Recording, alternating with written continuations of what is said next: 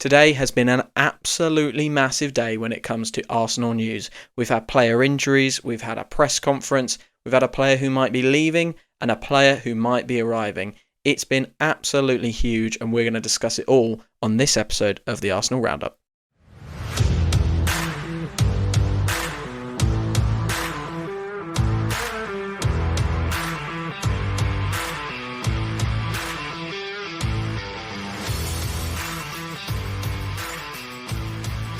Yes, hello and welcome back to Arsenal Unfiltered, and more specifically, the Arsenal Roundup episode number 5. It's the 14th of January, and like you heard at the top, we have got tons and tons of news to go through.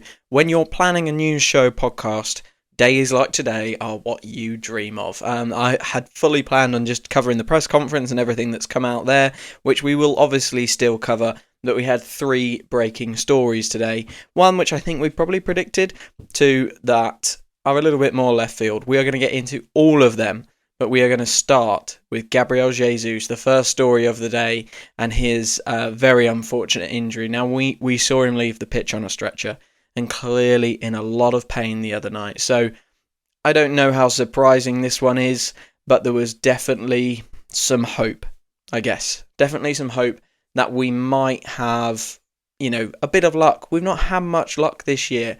And, we got some good decisions against Manchester United. So maybe this also wasn't going to be as bad. It is as bad as we all feared. He has ruptured his ACL. It's been confirmed now.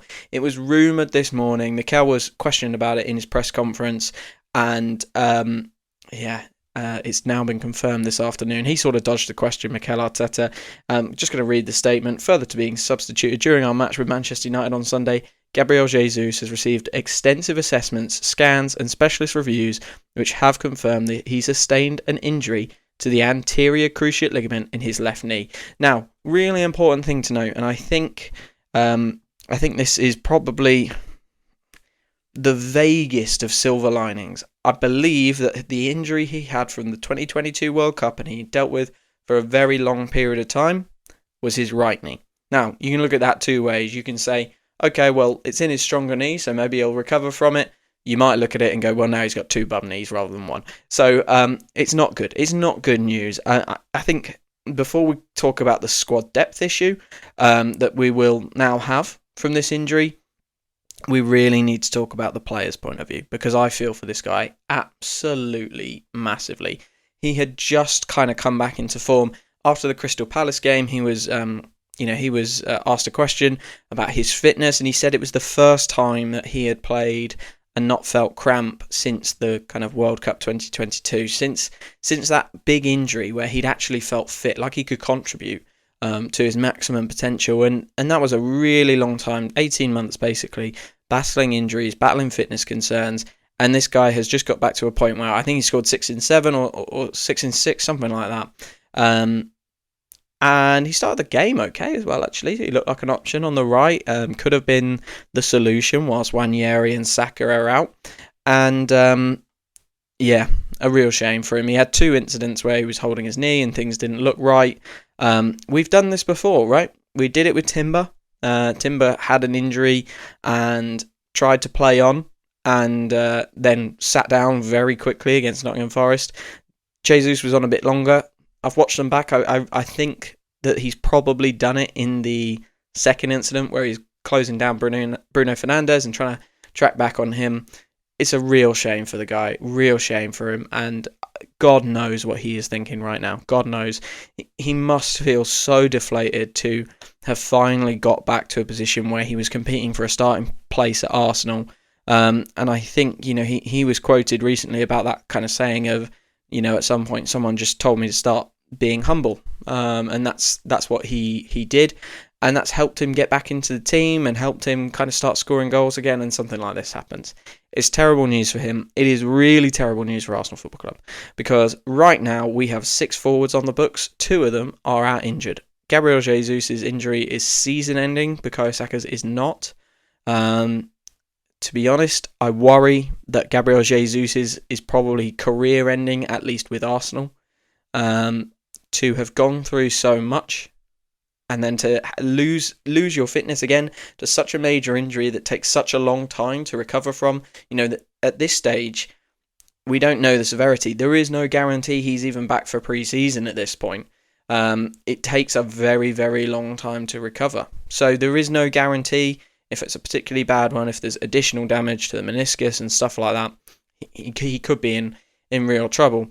So Bukayo Saka and Gabriel Jesus are out injured, which leaves us with 4 forward options: Gabriel Martinelli, Leandro Trossard, Kai Havertz and Raheem Sterling. Raheem Sterling is a loan signing, so really right now we have 3 permanent forwards who we can call upon in the near future. We have to go out into the market and get a player. I'm going to be talking about a player who we might be signing a little bit later, so I won't go on to that right now, but you look at that squad depth chart, we don't even have Ethan Nwaneri at the moment. He wouldn't typically sit in the forwards. He would typically sit kind of behind Martin Odegaard, but he played well on the right wing and he has played in those positions previously. So we are really threadbare, and this is a real conversation that I think we all need to start having, actually, in terms of we've all shaped our narrative around going into the market for a forward about quality. We need to go and get quality. And that was the reason why we needed to go into the market. Right now, I want quality. Of course I want quality. You always want quality. But the conversation has shifted slightly in terms of we also need people. We need players. Because Raheem Sterling's fitness has been in and out this year as well. There's no guarantee we're going to get... it's not going to get worse. These players can still get injured. These guys who are still available to us. So we must go and sign someone, and we must go sign someone quickly. We realistically won't have anyone for Spurs, but we need to start building for some of the key games in February. We've got Manchester City. I have tickets for that game, so I really hope we've got a new signing by then.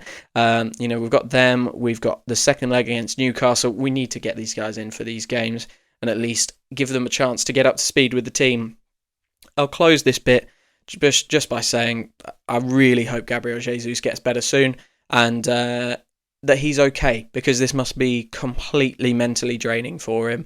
I really do feel for the guy. Okay, so let's get into Mikel Arteta's press conference. He joined us at 9:30 today, and there were some really interesting quotes. I watched it live.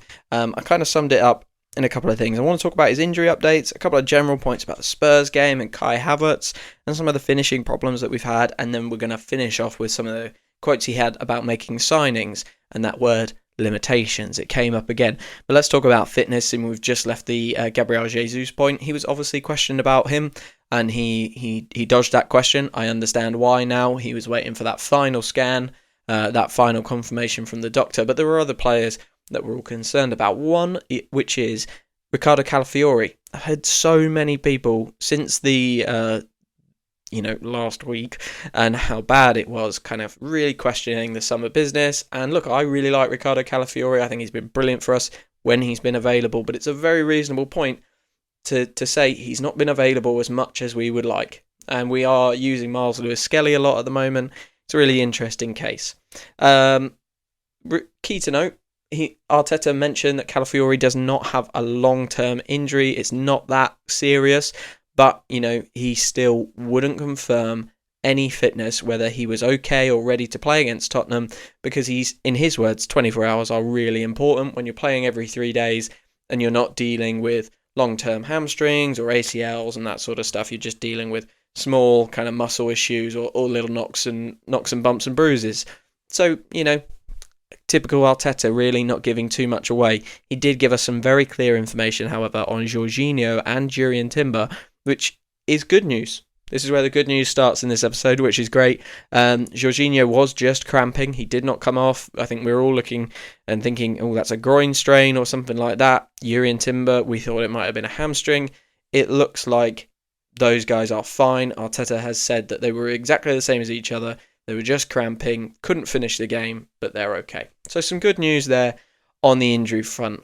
Obviously, one of the worst things to come out of last week, and I spoke about it on the previous podcast, was the social media abuse directed specifically at Kai and Kai's girlfriend, not actually sure, but she is pregnant, and there's some horrible messages sent to her and obviously to Kai Havertz.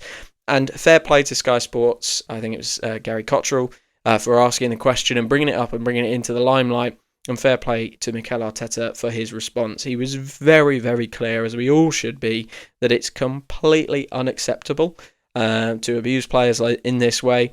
And he made a very, very good point that 20 days ago, everyone was singing Kai Havertz's name because he scored against Ipswich. He scored the only goal. We won 1-0.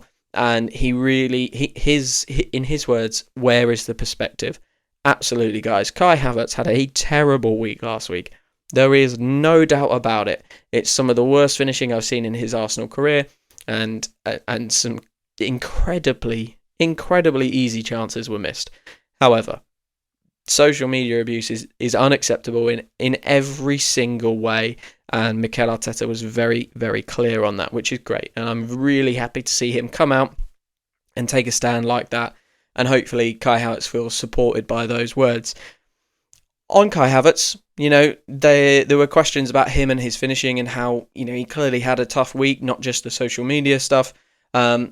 Interesting, he actually revealed, and I don't know how much to read into this. I don't know if it was kind of a throwaway comment from Mikel or if it was a really serious thing that he wanted to bring out. He said, you guys have noticed sometimes when he's just a professional, but there's lots of personal issues as well. So, he's talking about when Kai Havertz goes through a difficult time as a professional footballer. We notice that. We can see his form, we can see his stats, but we don't know as well what's going on behind the scenes. And I think that's interesting. Is there more going on with our squad? Is there more going on with any of our players, really, not just Kai Havertz, that we don't know about that might be contributing to some of our misfortune and our lack of form this year? He reiterated words he's used a lot in the last few weeks, talking about loving the club, loving the players, supporting the players, getting behind them, and really called on the fans to get behind Kai. As well, he asked the fans to really get behind the team ahead of Spurs this weekend, and he wants to make the best atmosphere that there can be. So I think that's a really key message from him. He's very good at sending messages out in his press conferences. He wants an atmosphere on tomorrow night, and let's hope we get it. I don't have tickets to that game, unfortunately, but let's hope the guys who do have tickets provide an atmosphere. He also had a really interesting conversation about finishing and how he brings perspective to people like Kai who've missed big chances. I'm going to quote some things directly here. He mentioned, basically, when you look at the last 10 years, any player in Europe, apart from Ronaldo and Messi, had expected goals and finishing quality. There is not a single player that's been on that expected goals level. It's very volatile. Expected goals is a very volatile thing. You want to have the ambition to be there and score a lot of goals. So make sure that you are prepared to be volatile, even though you could go on and be a defender. So I think he is really talking to his players here. And that message is, I don't necessarily care that you missed these chances. Would have been better if you'd scored them, absolutely. Would have been better if we'd had a better week last week in front of goal. It was a terrible week in front of goal. Newcastle, Manchester United, awful. However, this is part of it. You've got to get in those positions. We're getting in those positions to score, and there's volatility. You're not always going to be bagging loads of goals. Your expected goals are going to go up and down as well. So you need to be ready to keep doing your job. I think that's the message from Mikel Arteta on that one. And let's go into some chat about signings, because obviously he's being asked a lot about it. It's part of the fan narrative, and journalists pick up on the fan narrative and always use that in press conferences. Obviously Jesus has gone, so there's a lot of questions now about, okay, so you've lost him to an injury, season ending probably, although it wasn't confirmed at this point. Do you need to bring in a new striker? And Mikel Arteta was very reserved. He made the point that actually we'll bring players in any position if they make us better. And he kind of referenced that we have other issues as well. And interestingly, with some of the news that broke later on in the day, I think he was probably referring to midfield and the number 6 position. So that was really interesting. He also made a point that I think a lot of like fan podcasts and journalists are making, that actually there's not one player in the world who you can guarantee is going to come in and elevate your level. You cannot guarantee it with any player. Some players are surer bets than others. If they sign me tomorrow, I don't think I'm going to do as good a job as if they sign Alexander Isak, right? However, there is no guarantee Isak's going to raise that level. So that's very, very important. And like I said at the start of this section, he used that word limitations again. really interesting. This keeps coming out. And is it a message to the board? I don't know. We have our limitations like any club, so we can do what we can do. We plan our squad and we have our limits to do what we want to do. That's it. So the fact I love our players a lot doesn't mean we're not doing anything about improving. I'm not that stubborn. So a fantastic response to from him to some of the crazy comments that, he's come out and said, oh, well, I love the players, and people are kind of taking that as, well, he's just backing Martinelli and he's backing Trossard. He's being stubborn. It's the Arteta way. He won't go and sign someone. It's ridiculous. Absolutely ridiculous. The limitations thing, it's probably a little bit reductionistic from me, but it probably means a number of things. It probably means that, we can't just go out and spend like Chelsea, and we don't have the pull of Real Madrid. It's probably a bit of both of those. And actually, we're competing with a lot of top clubs for top talent. And we are a really good team as well. So there is a smaller pool of players who are going to make us better. Back 2-3 years ago, you could sign just about anyone and make Arsenal better. That's not the case now. So he's being really careful with his words. And I think the word limitation, he keeps using it as a narrative just to manage expectations. I don't think it specifically relates to his relationship with the board. I don't think it's a message that he's putting out there to be like, give me more money, back me. Because as we will see later in this podcast, there is money being spent, there is money available, there is interest out there. So it's a really interesting word that he keeps using. I think he's just trying to manage those fan expectations.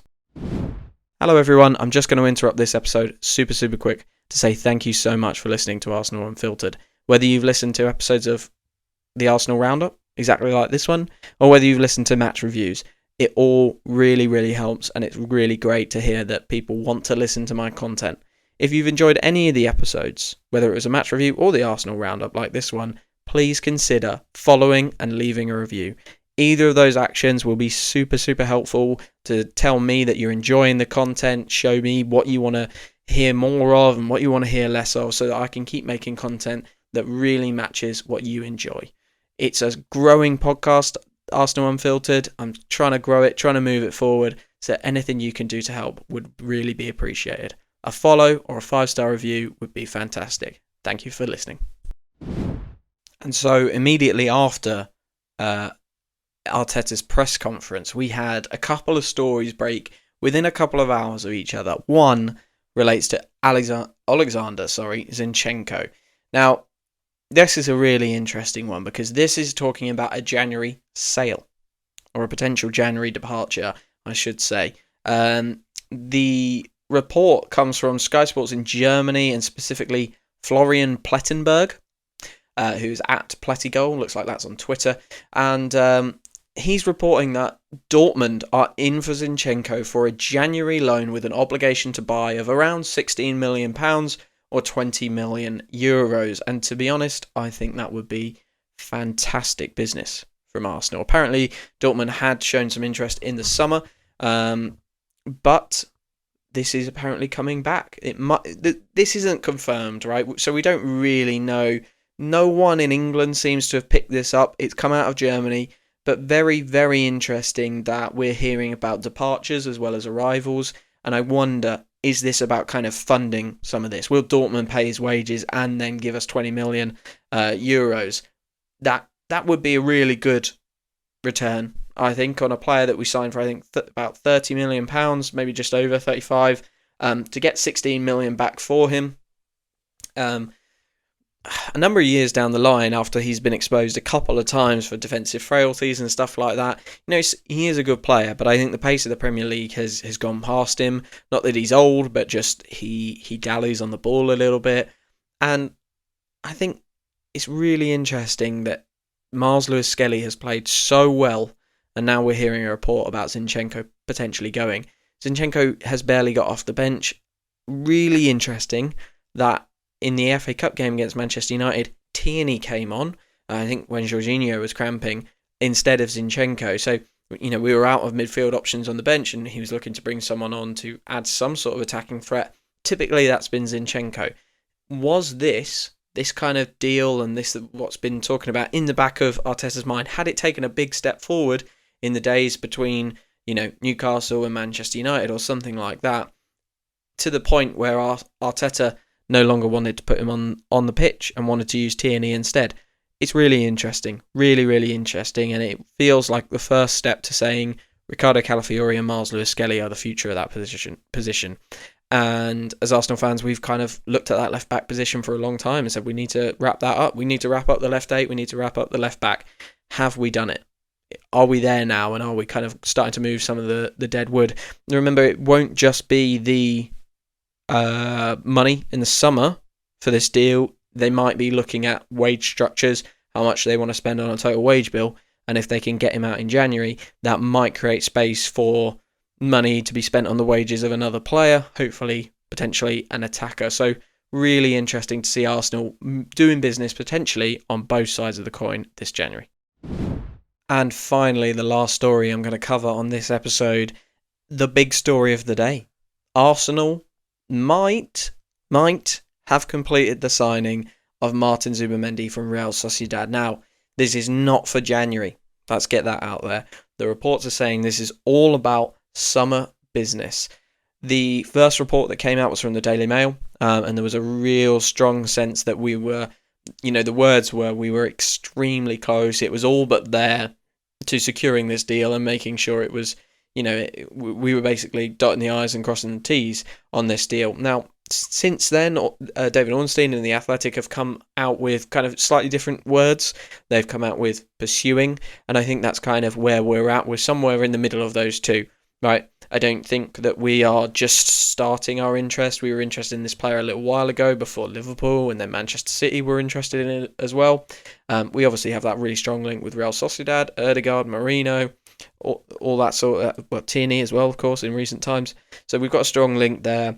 We've pursued this player for a long time, so I don't think we're at the start. I don't think it's initial pursuing, but just from the words that we've seen from other reporters, I don't think it is a barn door as the Daily Mail.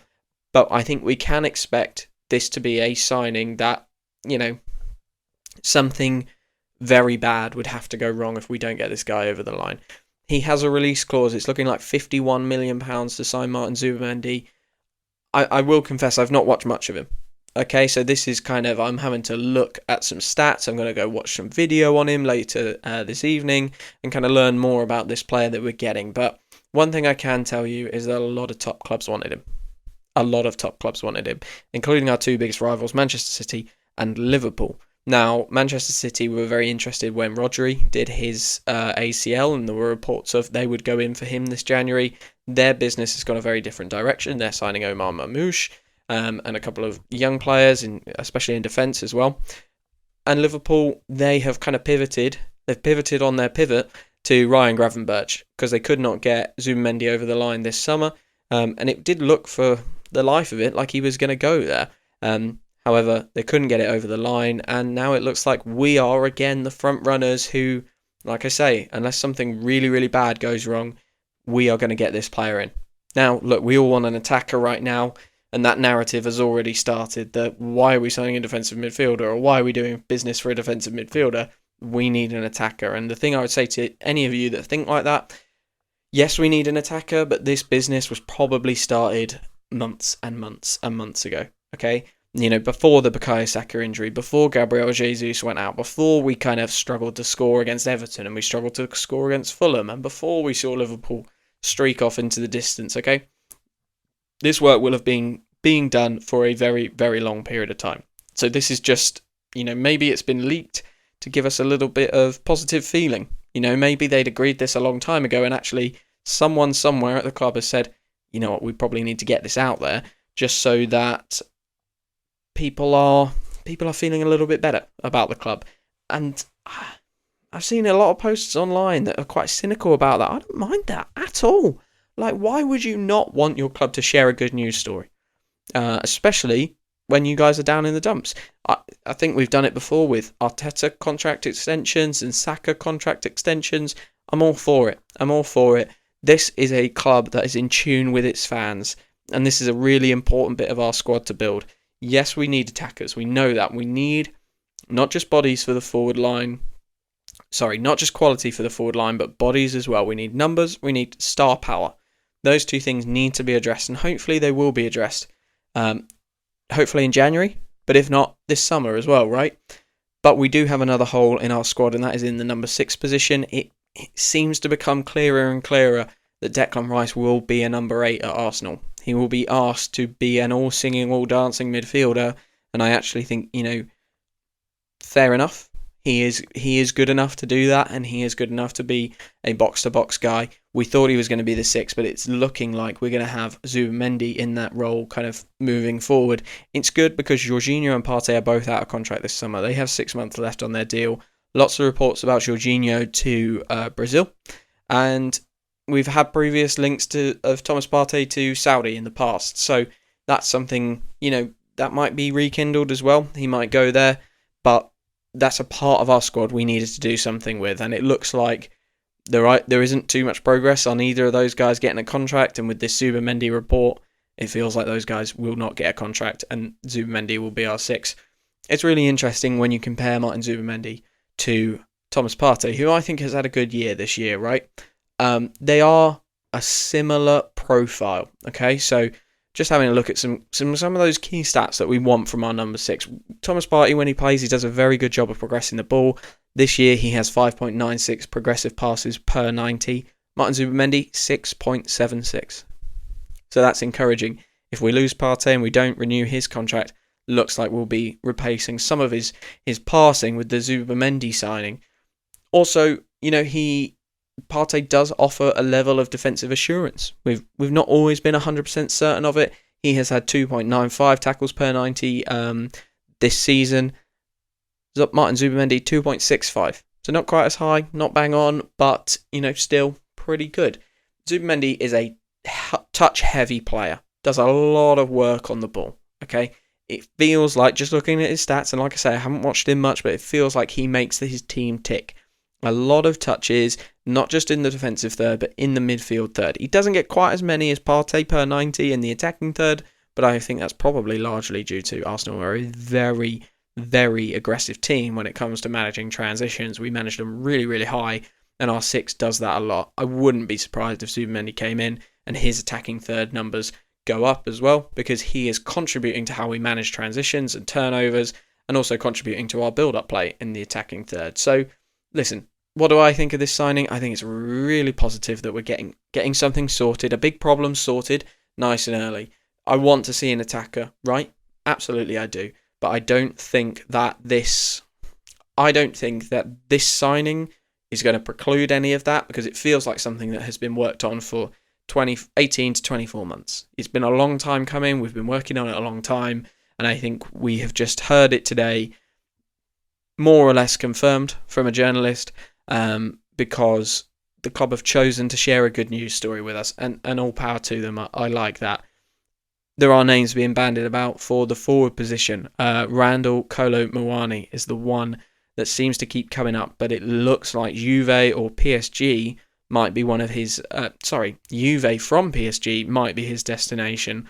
There are a number of Premier League clubs who are looking at him. Arsenal are one of them. Manchester United are one of them. Tottenham are one of them.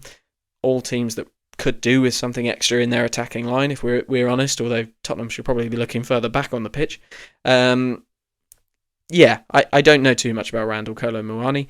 However, he was a success when he was in Germany. If we can find him again just for a loan or rekindle some of that, why not? Why not give it a chance? Like I say, we need people who are ready now and have quality. The other player I think that's on everyone's lips after he scored an absolute golazo the other day, when at the same time that we were being beaten by Manchester United, actually, is Benjamin Sesko. Now, to me, he feels like more of a summer deal. He didn't come this last summer just gone, because he looked at the scenario and said, you know what, I'm not going to play past Kai Havertz, and I think Arsenal probably reflected that position to him. So he didn't come, and ultimately we're probably paying the price for that. Now, we might see a scenario in January where Arsenal decide, actually, we're going to go back in for him. We're going to bring summer business forward, and we're going to say to him, look, you're going to get games here because it's not quite working, not quite clicking for us this season, so we want to bring you in. But, one piece that we do know is probably going to go ahead, 99% through, Martin Zubimendi to Arsenal, 51 million this summer. Fantastic. Arsenal wanted him for January. Real Sociedad seemed to be saying no to that. That's fine by me. I think Thomas Partey, Jorginho can manage that for the time being. and we will get Zubimendi in the summer. A massive day of Arsenal news. Broke with a bad one, We all suspected it would be a bad injury for Jesus, and it was confirmed this morning that he was looking at a really long spell out on the sidelines, and then obviously Arteta kind of dodged it, and then we heard it confirmed 100% in the afternoon. But then, some positive stuff. I enjoyed Arteta's press conference. I thought it was a great stand he took on Kai Havertz. He defended the players. He took a really clear position on, I support these players. I believe in them, and we need to love them and get behind them against Spurs. He was his typical usual self, a bit coy on transfers, but then we've seen a couple of stories come out this afternoon around Zinchenko, which I think is a positive bit of business, and around Zubimendi, which I think is a really positive bit of business that actually maybe lifts the spirits a little bit, and hopefully it lifts the morale and lifts the mood going into the North London derby tomorrow night. I will be watching. Let's hope for a fantastic performance from Arsenal. Let's hope for a fantastic result. I think we all really need it. But remember, if it doesn't go our way, let's keep level-headed. Let's not go too reactionary. And let's certainly not abuse any of the players online. I'm going to leave it there. Thank you for listening to this episode of the Arsenal Roundup. Like I said in the middle, if you've enjoyed it, if you enjoyed this episode or any episode, click follow or leave a review wherever you get your podcast from. It really, really helps Arsenal Unfiltered grow, and I would really, really appreciate it. Thank you for following, thank you for listening, and I'll speak to you very, very soon.